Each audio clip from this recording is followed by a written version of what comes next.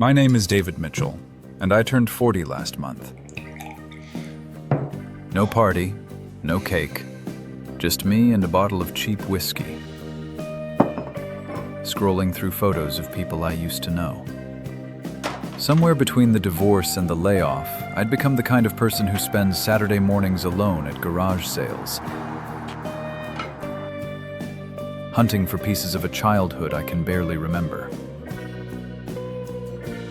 That's where I found it, the tape.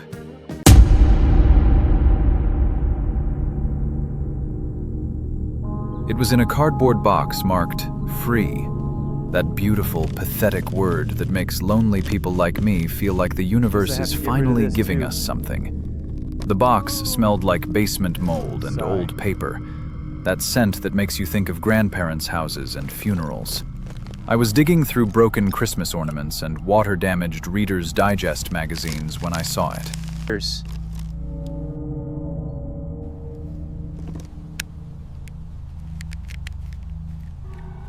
A VHS tape.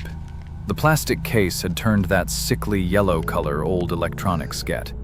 Someone had written on the label with a Sharpie that had started to fade. Barnaby the Bear, pilot episode, do not discard.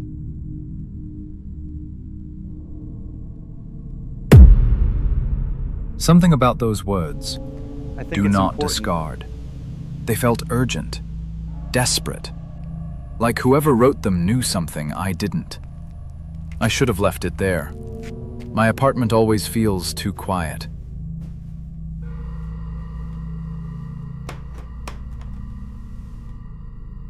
The radiator clicks sometimes, pretending to be company.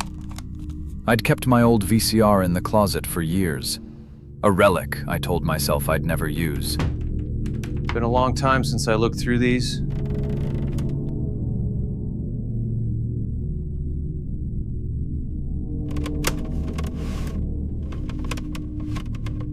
Got it. Hold on to this.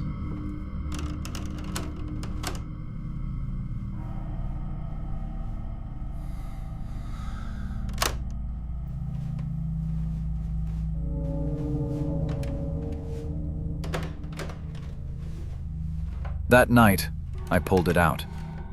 The sound of the VCR eating the tape. That mechanical clack, whir. Get it in there. Got it. Finally. Okay, now this one. It made me feel something. Not happy, exactly. Just less empty.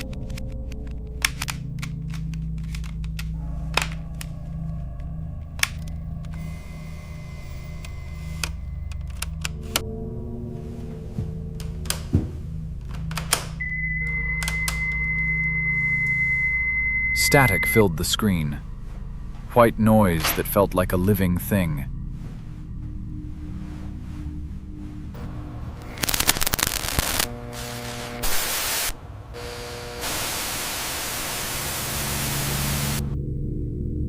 Then the image stabilized, and I was looking at the cheapest, saddest children's show I'd ever seen.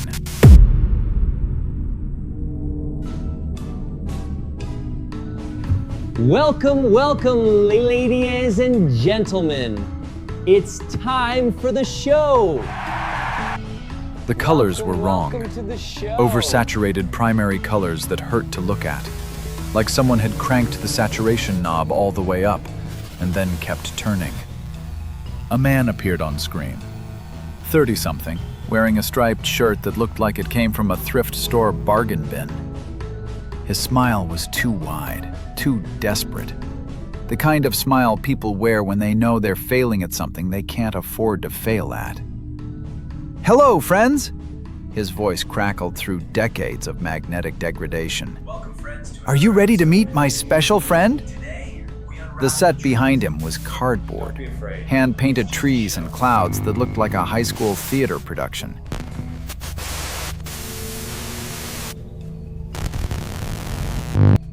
Everything about it screamed public access television, 3 a.m., no budget. Hi there, kids. Welcome back to the Friendship Forest. Welcome, welcome to the wonderful world we've made just for you. And now, a very special guest. Please give a warm welcome to... Hello, children. Welcome back to the show.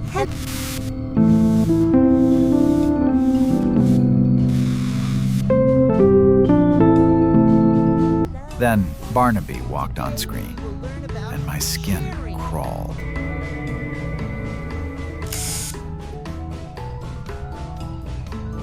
The mascot suit was wrong from the start. Not Disney wrong, not low budget but trying wrong. The synthetic brown fur looked matted, clumped together at the joints like it had been worn too many times without washing. The head sat at an unnatural angle on the body, too large, tilted slightly to one side like a broken neck. But it was the eyes that made me pause the tape.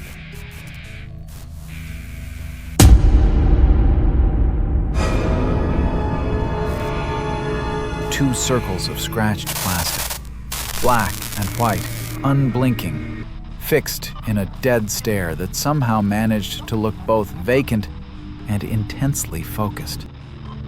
The smile was molded plastic, a permanent rictus grin that would never, could never change.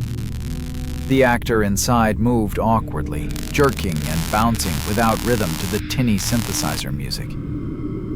I felt embarrassed for them, for whatever desperate performer had agreed to wear that thing for probably minimum wage. I almost turned it off. Almost.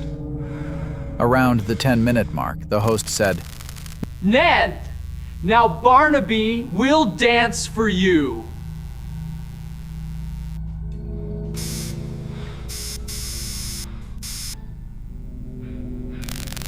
The mascot stood alone in the center frame.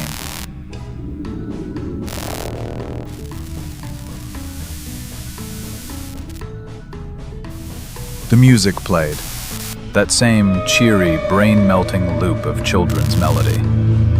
But the tape glitched.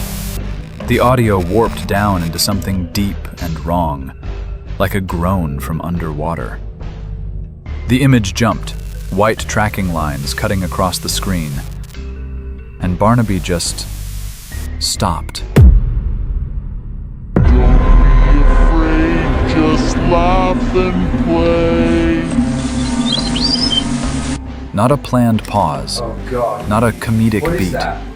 He simply froze mid-movement, one paw raised, head tilted at that broken angle. The music kept playing, looping, looping. But Barnaby didn't move. Not even the subtle shift of breathing you'd expect from someone in a heavy costume. Complete stillness. I realized I was holding my breath. The camera began to zoom, slowly. So slowly I almost didn't notice at first. An optical zoom, mechanical and grinding, pushing closer to that plastic face, closer to those scratched eyes. And I swear to God, I swear, those dead plastic eyes weren't looking at the children who were supposed to be watching. They were looking at the camera lens. At me. The smile seemed wider now, though the plastic hadn't moved.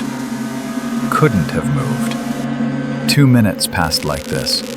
2 minutes of that thing staring while children's music played, and my rational mind screamed that this was just a failed TV pilot, just a degraded tape, just pixels and magnetic tape and nothing more.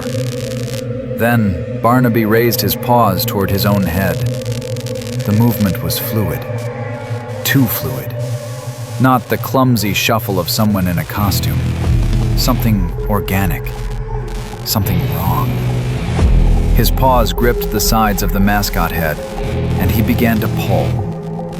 I heard it through the static. A wet sound. Tearing. Like fabric ripping, but underneath, something else. Something that made my stomach turn.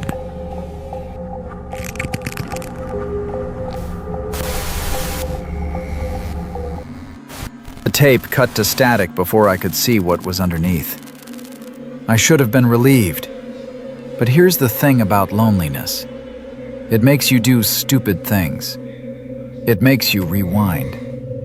It makes you watch again and again. I've watched it 47 times now. And every time I rewind, Barnaby's head tilts a little more. Every time, those plastic eyes focus a little sharper. Last night I heard something in my bedroom. That mechanical clack, whir sound.